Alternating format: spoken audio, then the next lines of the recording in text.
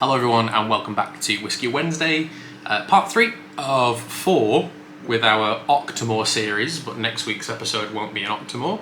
But here we are with 15.3. This, as all of you Octomore fans know, the 0.3 releases are made with Islay barley exclusively, whereas the 0.1s and I believe the 0.2s are all Scottish barley. This is 61.3% ABV, 307.2 ppm before it's been distilled, and matured in first fill bourbon and first fill oloroso sherry casks. Again, I apologise in advance if you can hear the dog snoring, because she's just there, and we've just been for a big walk, so she's very happily quiet there. So yeah, the final one. Bit of a disappointment with the 15.2. Not good. Just wasn't really a fan of it. I've finished the sample of the 0.1, and as you can see with this, we've gone through like a big chunk of it too. But in the glass, it is this stunning light colour. Still 5 years old again. Don't have to say it, but natural colour with no chill filtration. 0.3s, you know, this is the second heaviliest peated Octomore that's been made available to the public. I don't know if there's been any private releases that have been smokier, or even releases of Loch and Dahl that have been smokier. Maybe get there a little bit. The highest, I believe, was 309 ppm, which was the Octomore 8.3 or 9.3. I lose track. Also not sure if there's going to be a 0.4 release with these. By the looks of it, probably not. But this has been in the glass for quite a while. It really is just a beautiful crisp colour. Almost has like a Sauternes colour about it. But on this rather beautiful October day, let's dive into the smell and the taste of this and see what's going on with 15.3. Oh, this is the first glass of like strong whiskey I've tried in a while. I've just come back from a wedding in London, where the groom kindly donated a bottle of 21-year-old cask strength Glendronach to the table, which was delicious. But this obviously is a very different kind of cask strength whiskey. Classic Octomore sweetness. Now, a lot of us think that these whiskies are going to be like just fire and brimstone kind of whiskies, but they're very much a creamy, custardy, kind of vanilla-y approach. To see if I can get the focus on the density of this liquid, because it is particularly thick. Excuse me. So you get this vanilla-y, custardy thing.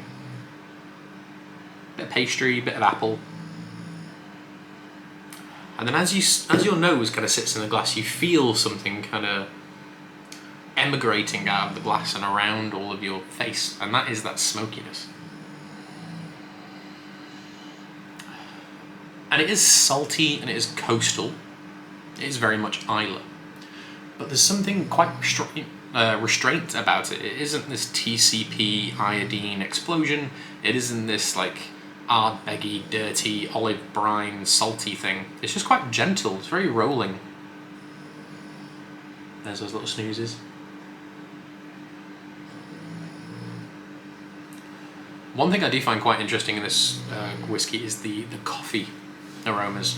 There are some interesting things of like fresh espresso, fresh roasted coffee beans. There is a touch of yeast to it. You've really got to go looking for it to find it, but after the 0.2 it's something I'm looking out for now with more expensive Islay whiskies, because this is nearly £200 a bottle.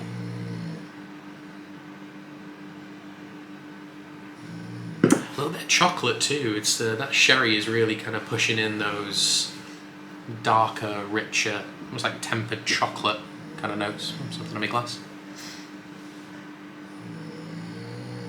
And then there's like this weird hit of green things. It's like it's quite grassy, like freshly cut grass and then it's rained. That kind of like wet grass smell if you've ever, when you go out walking your dog. And there's also a little bite of jalapeno, which is something I have been looking for, because prior to this, the last Octomore we reviewed was the Dialogos, which was a 10-year-old Octomore, which was very, very interesting and very tasty. And it just had this big jalapeno thing to it. But let's taste it. Small sip first drink of the day.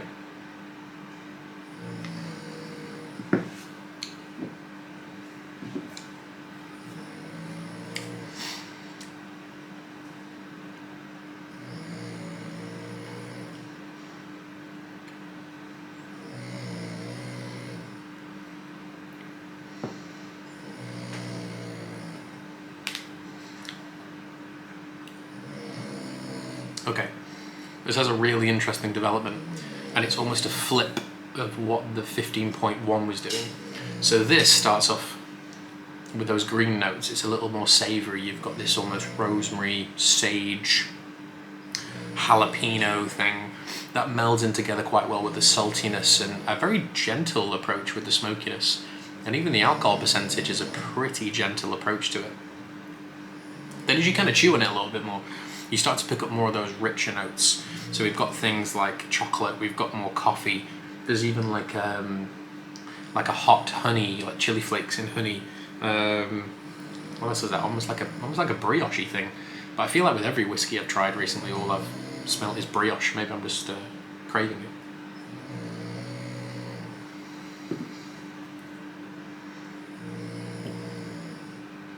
And then it flips again, because that sip was sweeter.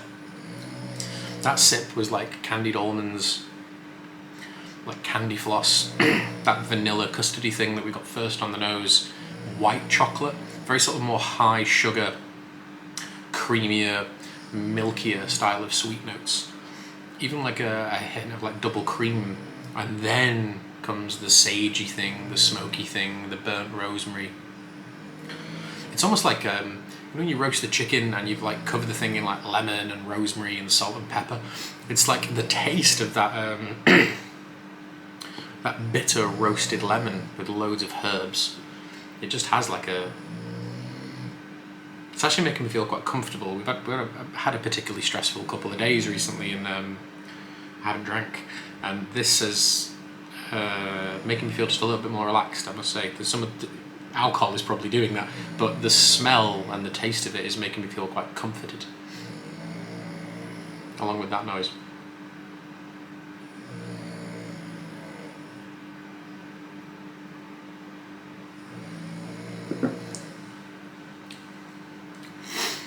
Even with all of this beautiful development and all of this change in flavour, as you can see, I've changed clothes from the last one. This is a much more relaxed whiskey review today.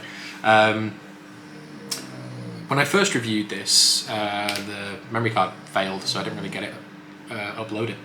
And I will say my opinion since that first review has changed. I don't know if it's just time in the bottle, but originally it had this bigger, sweeter finish of raisin and sultana. And having not... That was about 2 weeks ago when we did the 0.1 and the 0.2. So now that I've come back to this a couple of weeks later, it is totally different. There are still sweet characteristics of coffee and chocolate, like milky coffee and white chocolate and milk chocolate. But the dominant thing now is this more salty, savoury, burnt herb, burnt citrus feel to it. And I do still think it's delicious. And my original score for it was actually higher than the 0.1, which I think I gave an 8.5 to, which I think is a pretty respectable score for anything. This has fallen in my estimations. I believe this originally was going to also get an 8.5, but I think even though you're getting the second heaviliest peated whiskey ever, you're getting a decent amount of complexity in the flavour of the whiskey, super high alcohol percentage, all that kind of stuff. I think the 0.1 works out just a little bit better and a little truer as an Octomore. I don't know why I've thrown that word in there, but there's just something about this which is beautiful and delicious. But I think for like the extra 55 quid, translate that into whatever currency you're watching this in, I don't necessarily think it's worth that. It's really good, and it's certainly better than the 0.2, and it is still a very, very, very good whiskey. But I think the 0.1 is where I'm at. That 0.1 just did everything you wanted it to, and it really reminded me how good Octomore is. But I think that these crazy high ppms and these really high alcohol percentages are good things, but I don't necessarily think they're beneficial to you as a drinker, because we don't know the ppm post distillation. And considering how transparent Bruichladdich are, that's a really unusual thing to have left out. The percentage is fine. I've got nothing wrong with percentage, natural colour, all that good stuff. But I just don't feel as a whiskey it's worth the extra money. And I just think that if you're looking for super high ppm content and like cash strength, just buy a 0.1. All first fill bourbon. Sherry is a beautiful thing, but it can, in my opinion, throw a whiskey in like a radically different direction. Sherry is such a powerful thing, and this is first fill sherry and first fill bourbon. And that element of coffee and chocolate and raisin, sort of, which I assume is coming from sherry. Some bourbon casks can give you that too. Not the raisin thing, but coffee and chocolate.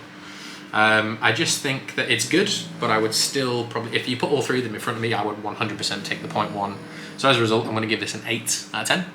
Still really, really tasty, peaty whiskey. So if you do want some, do track it down or go and find your great local whiskey bar. But for me, it's fun, it is complex, it is interesting. It's not necessarily worth the extra money that the 0.1 gives you. But thank you all for watching, and I'll see you next week for a super weird, super interesting Bruichladdich bottle, which you can only buy from one retailer, but it is still in stock. And it's more expensive than this. But it might be the best Bruichladdich I've ever tried. So I'll see you next week. Cheers.